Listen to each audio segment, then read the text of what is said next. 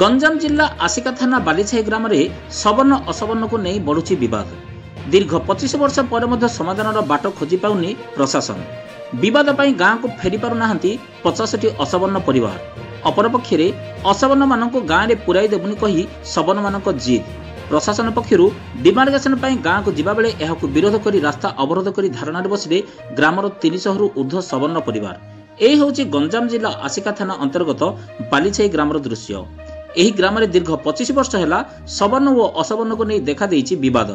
विवाद में 50टी असवर्ण परिवार को गाँव विताड़ित होता बेले दीर्घ 25 वर्ष है सेमाने विस्थापित भाव दुख कष्ट अन्यत्र जीवन बिताउछन्ति। तेबे प्रशासन पक्षर अनेक थर विवादर समाधान पर प्रयास करा जायथिबा बेले सवर्ण और असवर्ण को नहीं बैठक मध्य बसिछि। तेबे एहार किछि निष्कर्ष मिलु नथिबा बेले आज आसिका कोटिनडा और धराकोट 3 थाना थाना अधिकारी और आस्का एसडीपीओ समेत एक प्लाटून पुलिस फोर्स तहसिलदार उपस्थित डिमार्गेशन कर हेले ग्रामवासी गाँव में घंट बाड़ी गाँ शेष मुंड बरगछ पाख रास्ता उपर धारणा बसी यार प्रतिवाद करते। असवर्ण मानकु गाँ भितर पुराई देबुनु कही थिले ग्रामवासी माने डिमार्गेशन को विरोध करी प्रशासन बाट ओगाड़ी। अपरपक्षे पुलिस और प्रशासन पक्षर आलोचना माध्यम ग्रामवासी मानकु बुझाइबाकु चेष्टा कराइथिला। अनेक प्रचेष्टा सत्वे बुझिबाकु नाराज थिले ग्रामवासी।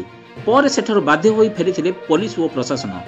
गोटे पक्षे सवर्ण असवर्ण विवाद को नहीं सवर्ण माने असवर्ण उपरे दोष लदिछन्ति। सवर्ण माने कहिसन्ति असवर्ण माने ग्राम रे चोरी डकायत सह महिला मानकु खराब व्यवहार करुथिले, सेतिमै सेमानकु ग्रामरु विताड़ित करा जायतिला। सेमाने गाँ को फेरिले आमे सुरक्षित रहि पारबु नाही।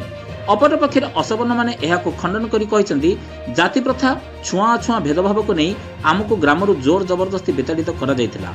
अन्य पक्षे दीर्घ 25 वर्ष है ग्रामरु विताड़ित होइतिला असवर्ण माने दुख कष्ट अन्यत्र जीवन बिताइथिबा बेले निज भिटामाटी को फेरिया पई 25 वर्ष है संघर्ष जारी रखिछन्ति।